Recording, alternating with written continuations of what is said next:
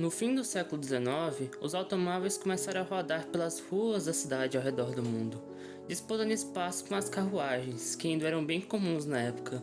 E como todo bom estado tem suas diretrizes, não demorou muito para chegar às regras que controlam a sua circulação, principalmente as leis de trânsito. Mas por ser uma novidade se locomover mais rápido que as carruagens, foi necessário adaptar as leis para os novos veículos motorizados. O primeiro veículo a ser multado por excesso de velocidade no mundo foi o Mercedes-Benz, com direito a uma perseguição policial de bicicleta.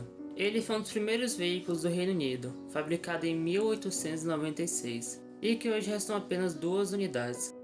Ela foi aplicada sob circunstâncias nada comuns nos tempos atuais, e rendeu mudanças na legislação de trânsito local, bem como a corrida de carros que é realizada até hoje.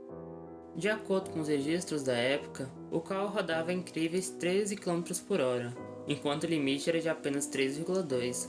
As regras da época também exigiam que os veículos fossem acompanhados por um pedestre portando a bandeira vermelha, lei que ele também descumpriu. O automóvel era conduzido por Walter Arnold, que teve de responder pela infração em um tribunal. E um fato interessante é que ele foi julgado como uma locomotiva, pois na época não havia leis específicas para veículos individuais.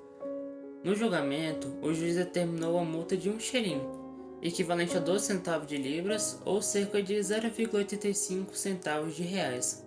Por conta da grande repercussão do caso na época, a legislação foi adaptada no fim do mesmo ano, aumentando a velocidade máxima para 14 milhas, cerca de 22 km por hora, e tirando a obrigatoriedade da bandeira vermelha.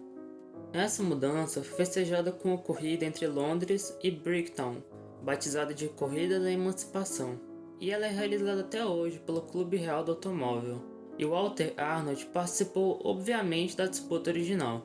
Em sua edição de 2017, ela contou com a presença de um Arnold-Benz histórico, e Walter Arnold é apontado como o primeiro concessionário da Benz, criadora do automóvel no Reino Unido, e que atualmente se tornou gigante nesse segmento, com seus supercarros luxuosos.